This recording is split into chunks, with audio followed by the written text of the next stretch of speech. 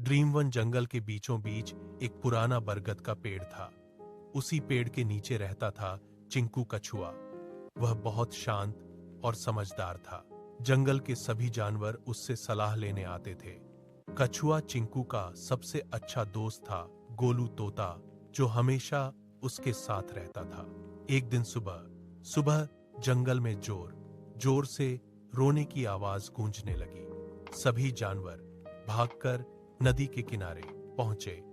वहां उन्होंने देखा कि छोटी गिलहरी पिंकी रो रही थी। क्या हुआ गिलहरी पिंकी?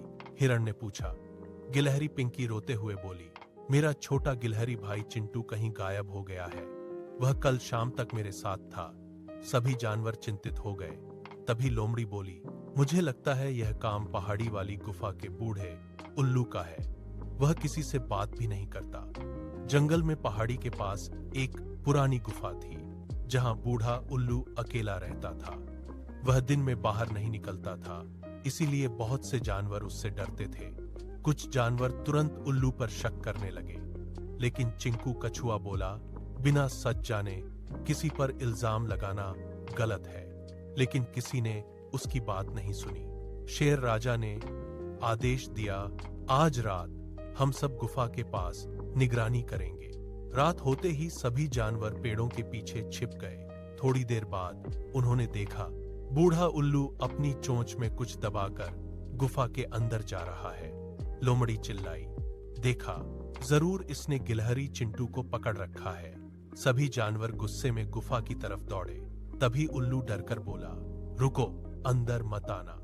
लेकिन जानवर उसकी बात सुने बिना गुफा में घुस गए। अंदर जाकर उन्होंने जो देखा उसे देखकर सब हैरान रह गए। गुफा के अंदर कई घायल पक्षी और छोटे जानवर पड़े थे।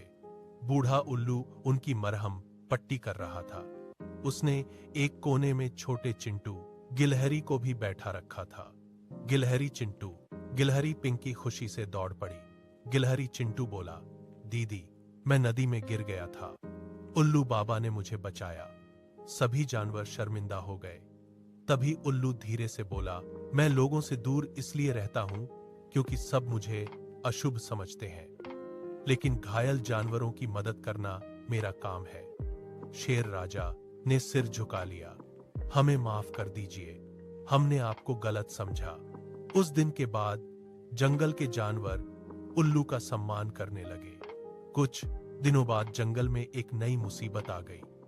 रात होते ही खेतों से खाना गायब होने लगा। कभी फल गायब होते, कभी अनाज। सभी परेशान थे। लोमड़ी फिर बोली, जरूर पहाड़ी के बाहर रहने वाले बंदरों का काम है। लेकिन चिंकू कछुए को इस बार शक हुआ। उसने गोलू तोते के साथ मिलकर सच पता करने की ठानी। उस रात दोनों चुपके से पेड़ पर छिप गए। आधी रात को उन्होंने देखा कि जंगल का ही सियार कालिया चोरी कर रहा था। वह खाना चुराकर पुराने खंडहर में छिपा रहा था। कछुआ चिंकू तुरंत शेर राजा के पास पहुंचा। सभी जानवरों ने मिलकर सियार कालिया को पकड़ लिया। शेर राजा गुस्से में बोले, तुमने अपने ही जंगल वालों को परेशान किया। सियार कालिया डरते हुए बोला, मुझे माफ कर दो, मैं ज्यादा खाना जमा करना चाहता था। तभी बूढ़ा उल्लू आगे आया और बोला, गलती करने वाले को एक मौका जरूर देना चाहिए।